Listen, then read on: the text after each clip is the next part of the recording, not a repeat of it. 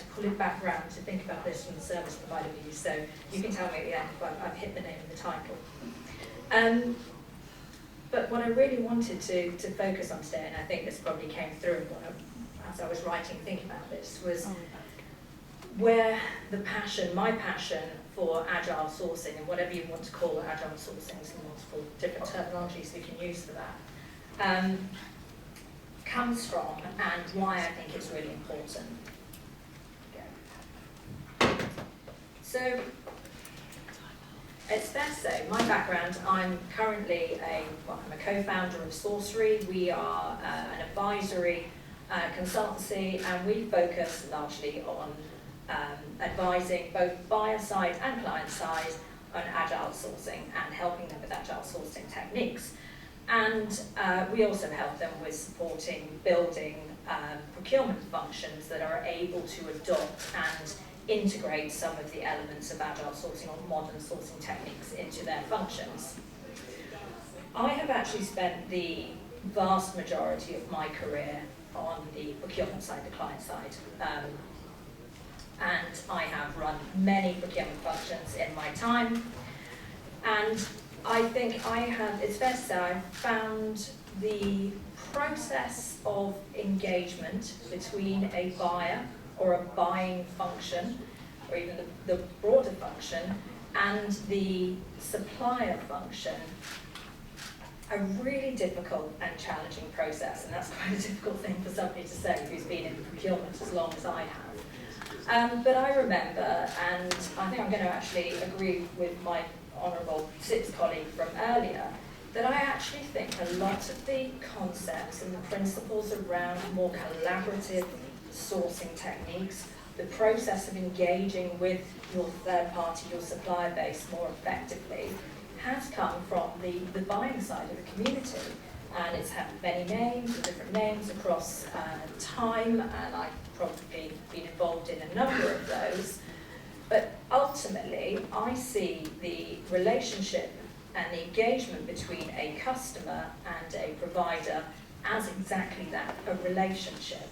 And we can talk about the contracts that are around that. We can talk about the processes and the methodologies that we get to follow to do that, whether it's an RFP, it's a traditional process. Fundamentally, you are entering into something that is a relationship, and it's potentially a long-term relationship. And I remember coming out of my SIPS training and moving into procurement organisations, fairly wet behind the ears, and having this concept of, yes, we're going to engage suppliers, we're going to do this together, we're going to build these principles, we're going to have long-term relationships. And joining organisations that had fairly structured traditional procurement processes and methodologies that I had to fall into. So I was falling into those traps, and they weren't traps, they were just the functions that I was moving into, which said you had to go out to an RFI. You decided roughly that you had this group of people that were in this area that you knew that had capabilities. You were then going to go out to your stakeholder community, and you're going to talk to them and help them build their requirements and be very specific, get them to be as specific as you possibly could do about what you thought you wanted. And then you'd go out to your supplier with this piece of paper statement, and you'd say, you've got to work on this for a little bit. Don't talk to us. You can come to us in one set of questions, and you've got one chance that we'll answer those questions. And then you're going to send a tender back to us, and we're going to go off into a darkened room, and we're going to think about this. We might have another little conversation with you, but you've got to agree and meet all of these things, and if that works, we're all going to enter into this beautiful, harmonious relationship that's going to last for years. And I know it's a cliche when people talk about working in relationships in suppliers and buyers, and you can use the analogies about relationships in marriage or significant others and spouses. But I would challenge most people around here, if you ran the way that you ran procurement and bidding processes into how you picked your significant others and your future relationships, it would be an interesting one. I would probably sit there and go back and say, okay, do I write a checklist that said, I need somebody who is going to be able to correctly fill a dishwasher every day on a 24-hour cycle, and I'm going to measure that. By the way, that would be a red on that indicator. that can do this checklist and meet all my criteria, send that out to maybe various people on the dating site. So I'm not going to talk to you, well, I might have a little conversation, and then I'm going to select you. And that's how I felt my buying career went for quite a long time. I think it then evolved a little bit, so we started to talk about people, we started to talk about outcomes. So instead of saying, you're going to have to fill this dishwasher in a certain way, buyers and buying communities started to say things like, in about 3 to 5 years' time, I have an expectation that I would like to expand this relationship ecosystem. And the supplier goes away and goes, what do they mean by that? Do they mean? And if you think about this again, the analogy of the potential spouse, they're going, does that mean they want 2 kids in 5 years' time? We're expanding this relationship. Does it mean they want 10 cats and a donkey? We're going to make a guess about this because we're pretty sure we know this company, but they don't really want to talk to us. But they've given us an outcome instead of an input, so everything's a lot better.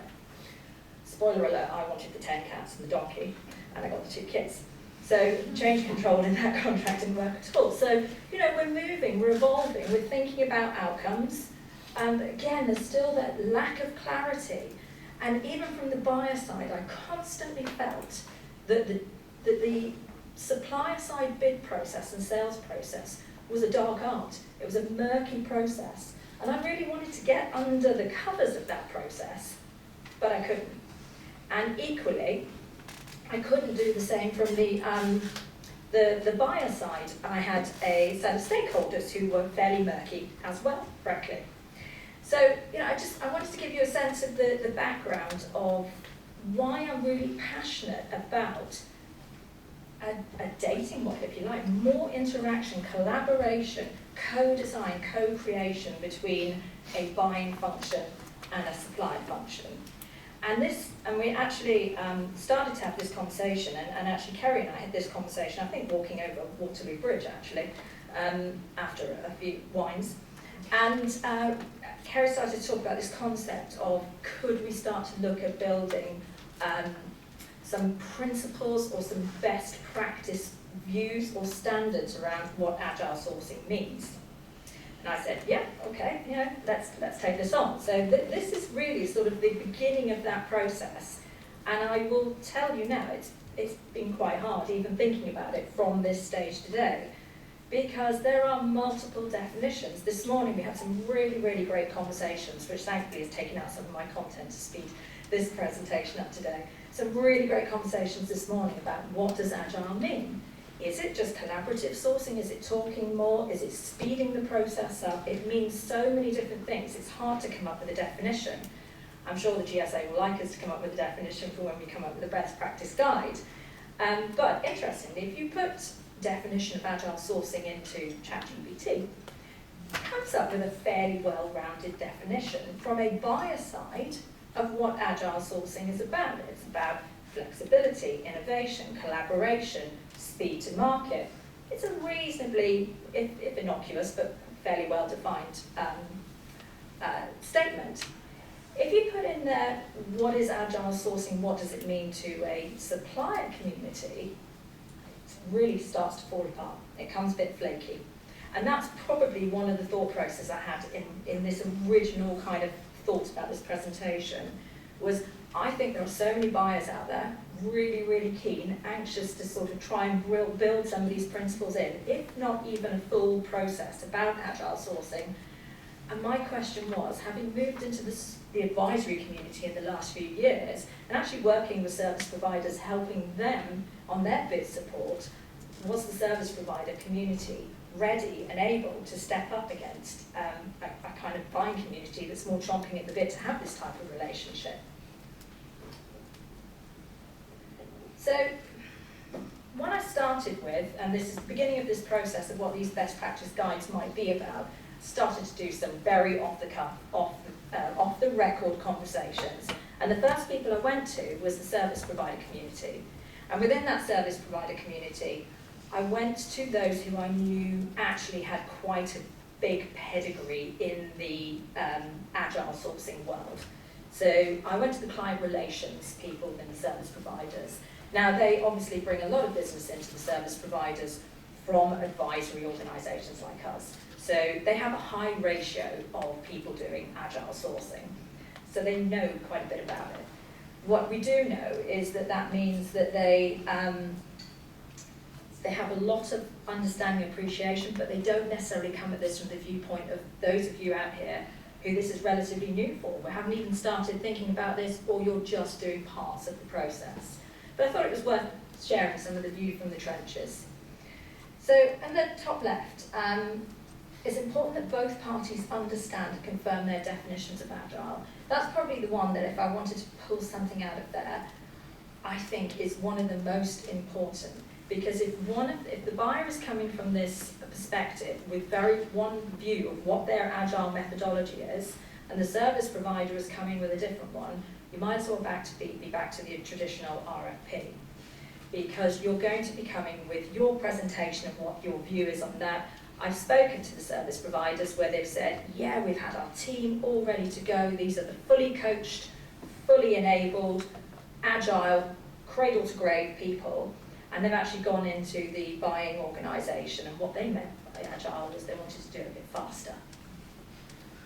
So, getting the alignment of your understanding between the individuals, and it was a conversation this morning, which was how do you do this? I think you have to do it on an individual basis, and you have to qualify that fairly quickly and upfront.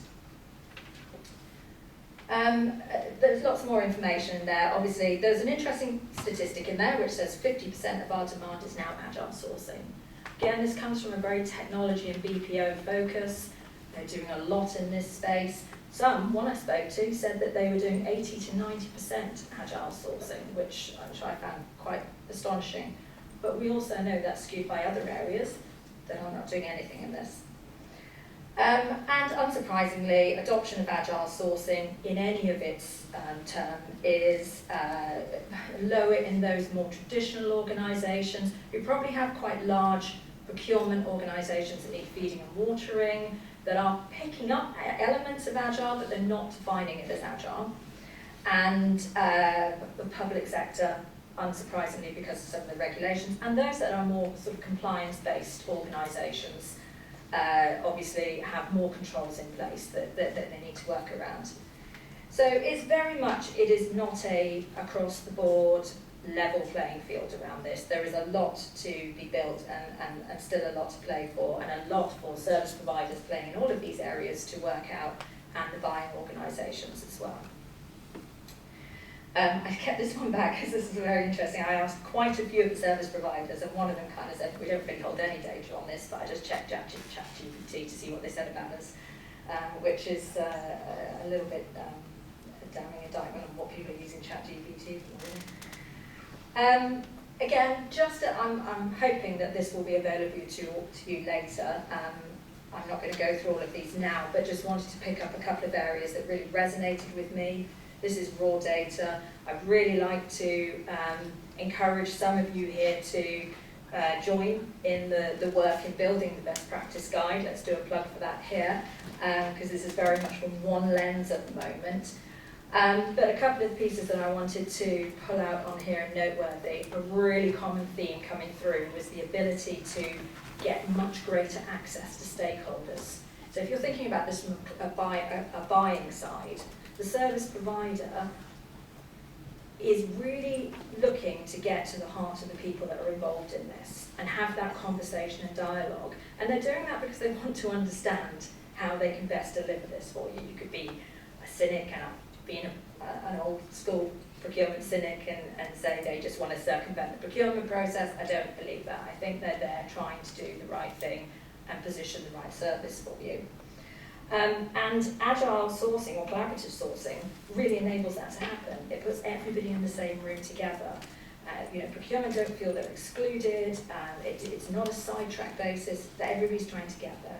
It also, if you're trying to attract the best service providers, it helps them to qualify you into the process more effectively because they know and they understand the requirements, and you might go further up their list of interest if they've got multiple bids out there. That was a really key theme that came through from some of the service providers I spoke to.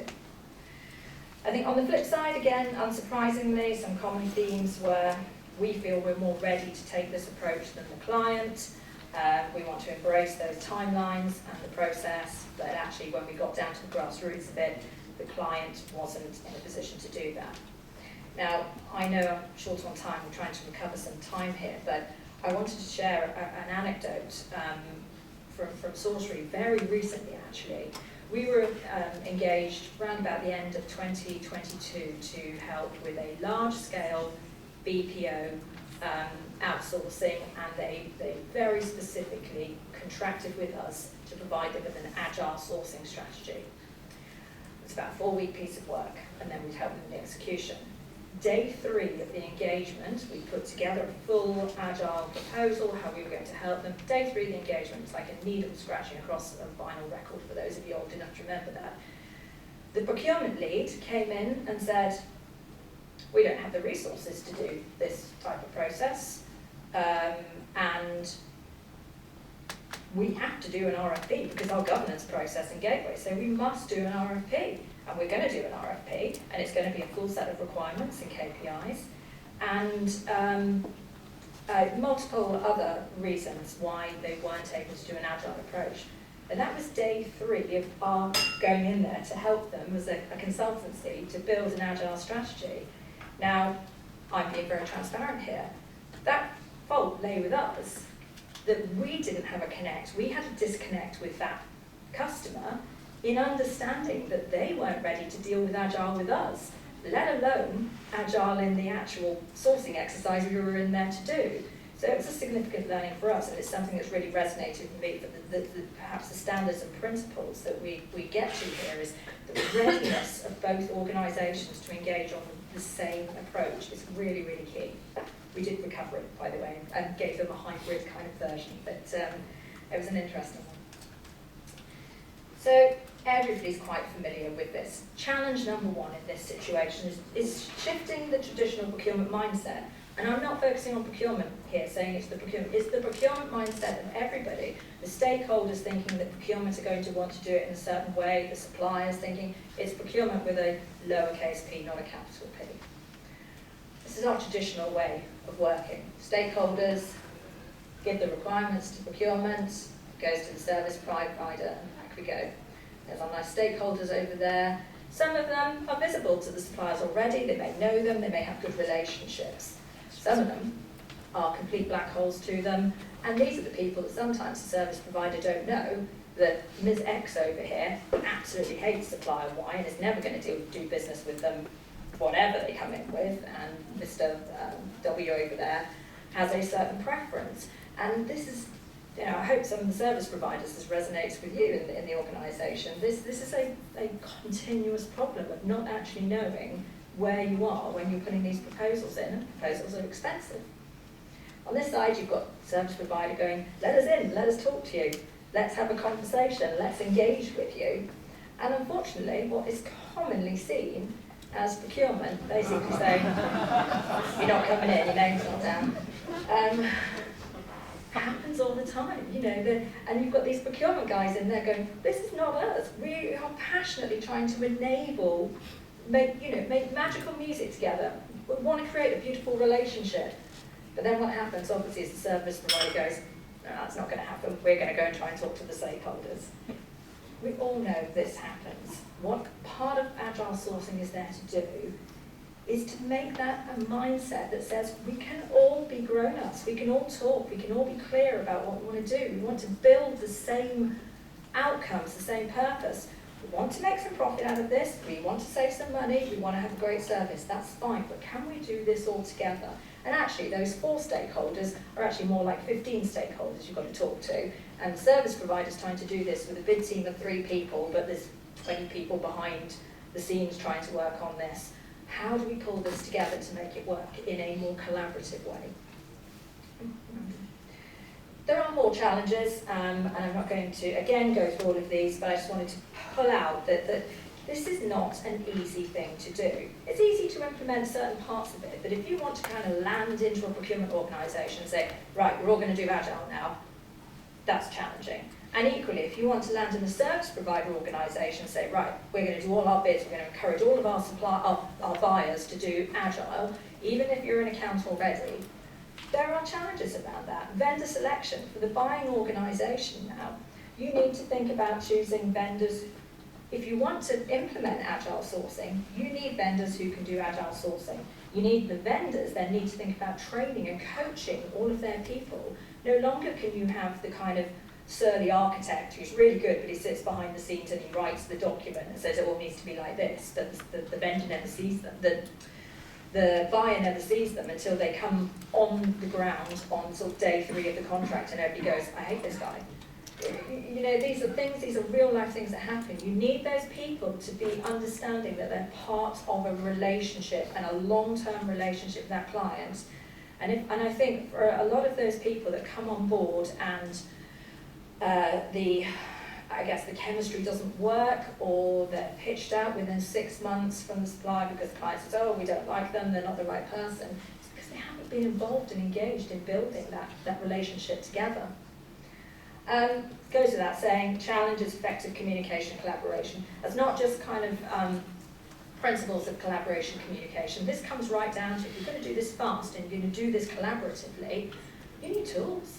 Yeah, I've done this so many times where actually we say, we're going to do this collaboratively, and we all sit down on day 1 of the workshop, and nobody's set, the team site doesn't work for everybody. You can't share the files because of security protocols, all these sorts of things. And actually I think some service providers are missing a trick about differentiation by making this really smooth and easy for the buying community. Just thinking about how you actually truly collaborate in these processes. There are a lot of differentiators I think are coming out of this that can be used in the service provider community for the future. Performance measurement and metrics. It was really hard to get information out of service providers or some of the buyers that I've spoken to about what percentage of agile kind of collaborative sourcing relationships they're doing, and are they working? Are they effective? So there's quite a lot of work I think still needs to be done. This has been around for a long time, but it still feels quite new to a lot of people. And the fact that there aren't the metrics out there, I didn't find a single service provider who was able to say to me, of the X agile sourcing processes we did, we won this amount, and we've been, the success rate has been this, with improved growth in the account, et cetera, et cetera. I'm really interested if people have that data. And managing change, obviously, goes without saying, agile sourcing thrives on adaptability. This was just a kind of, this was part ChatGPT, but I did move on this as well. This is about, for the service provider, bearing in mind when they're looking at this, that this is the goal. You are there to meet the customer's goal, not just the goal of what the ultimate contract is, but also what the agile sourcing process is. What does that mean for them? And picking out where their priorities are in this. So, we've talked about the challenges. What are some of the strategies to overcome those challenges that I think service providers can pick up on? This investment, this concept of investment in your people, investment in time, and investment in your capabilities, investment in your tools. So invest really goes across a number of these. One of the significant ones to pick out of here is governance. Now, I did hear some conversation this morning about whether agile sourcing is about process. And I think there were some views that maybe it isn't. I kind of think that there does need to be some change in process. My personal opinion needs to be change in process. One of the service providers said, we've had to bend, then break, then redesign our process to enable our sales teams to build and design contracts in an agile sourcing way. And I think the same applies for procurement functions as well. And we need to track success. And also critical in that is the client knowledge, understanding the client. I'm going to skip on. I think Melanie said earlier actually, and I was inclined to agree, she said there are many flavours to agile sourcing, and I think that's one of the key conclusions here. There are as many flavours of agile sourcing as there are ice creams out there. It's so different to so many different people. But I think what we can all crystallise on that there are drivers. There are the 4 key drivers: speed, cost, collaboration, and innovation. And any buying function will have a combination of those. They may put all 4 ice cream dogs on top of each other. The key for the service provider is finding out which of those drivers are really important before they enter into this. And I think finally we're going to come out of the best practice guide really talking about some of these themes and findings of competitive advantage, how this changes the traditional pipeline for service providers. Spoiler alert, I don't actually think it does. I think you just need to readjust the teams and how you work on this and process this. I don't think it impacts. There are lots of other things out there, collaboration hubs, idea hubs, everything that's changing the pipeline. It's not agile sourcing. And finally, I'm going to come down to my same point over and over again.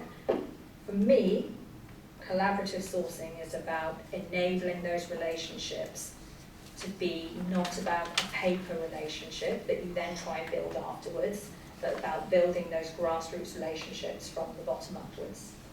And I've had the time sign on me for a long time here, so apologies if that seemed a bit rushed at the end. So where are we now? As I say, we're kicking off the process of the Agile Sourcing Best Practice Guide, starting to talk to people. We'll create a working group to take this forward. We'd love to have some people who are interested in this from all sides of the house, and we're going to get cracking on that fairly soon. Thank you.